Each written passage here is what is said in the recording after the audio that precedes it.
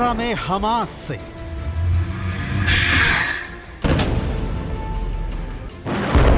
Lebanon में Hezbollah से,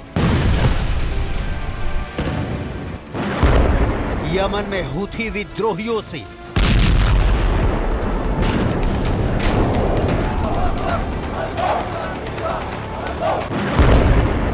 Syria में ईरान समर्थित मिलिशिया से,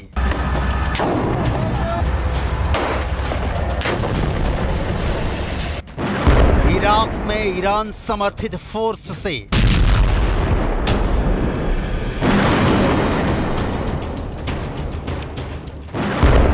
बहरीन के मिलिशिया संगठन से,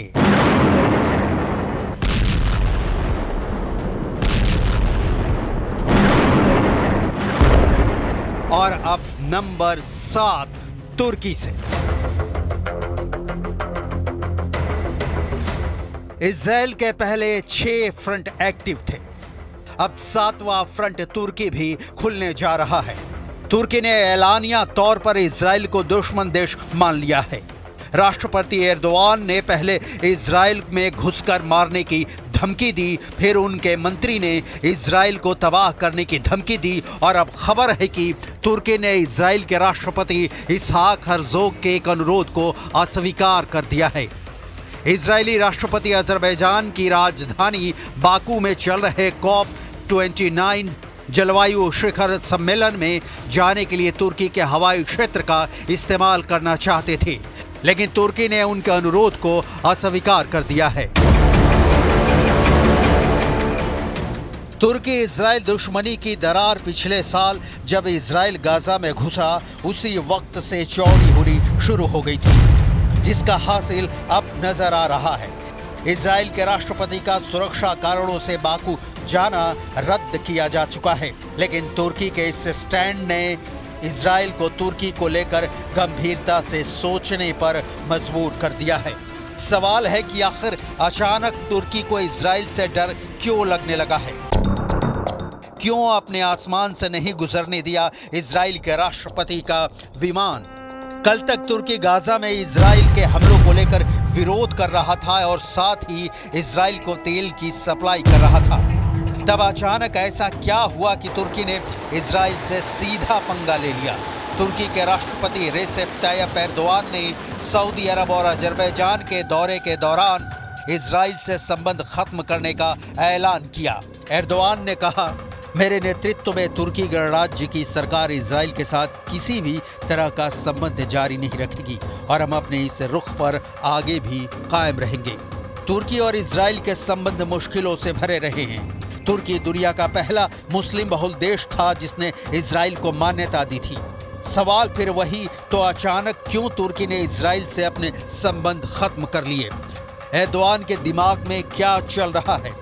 समझने के लिए आपको रियाद से आई ये तस्वीरें देखनी होंगी। रियाद में आयोजित इस सम्मेलन का नाम अरब इस्लामी शिखर सम्मेलन दिया गया था। रियाद में आयोजित इस कॉन्फ्रेंस में सिर्फ गाजा और लेबनान में चल रहे इजरायली हमले पर ही चर्चा हुई और इस शिखर सम्मेलन में तुर्की के राष्ट्रपति एर्दोआन भी हिस्सा लेने पहुंचे थे। सुनिए सम्मेलन के बाद इजराइल को लेकर क्या बयान दिया गया। دول العالم لمراجعة علاقاتها مع دولة الاحتلال وعدم تطبيع علاقاتها معها أمام عدم التزامها بالقانون الدولي وارتكاب الإبادة الجماعية واستهداف وكالة الأونروا في فلسطين.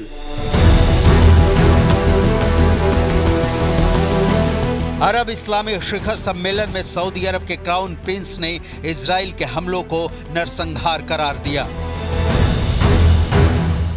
تجدد المملكة إدانتها ورفضها القاطع للإبادة الجماعية التي ترتكبها إسرائيل بحق الشعب الفلسطيني الشقيق وراح ضحاياها أكثر من 150 ألف من الشهداء والمصابين والمفقودين معظمهم من النساء والأطفال. ونؤكد أن استمرار إسرائيل في جرائمها بحق الأبرياء والإمعان في انتهاك قدسية المسجد الأقصى المبارك والانتقاص من الدور المحوري للسلطة الوطنية الفلسطينية على كل الأراضي الفلسطينية من شأنها تقويض جهود الهادفة لحصول الشعب الفلسطيني على حقوقه المشروعة وإحلال السلام في المنطقة. पूरी दुनिया को मालूम है कि तुर्की की अर्थव्यवस्था की हालत ठीक नहीं है।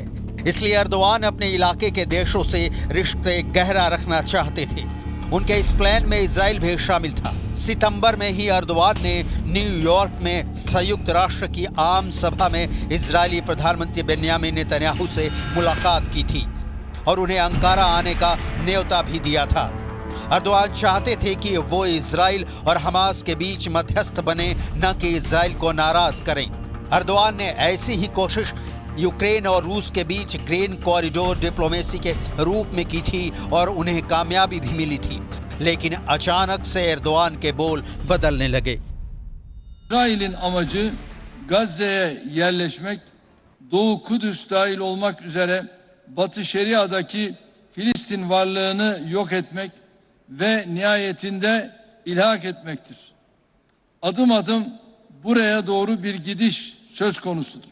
Bir yandan acil ateşkes sağlanmasına odaklanırken, diğer yandan Gazze'ye insani yardımların ulaştırılması konusunda acil çözüm yolları bulmamız şarttır.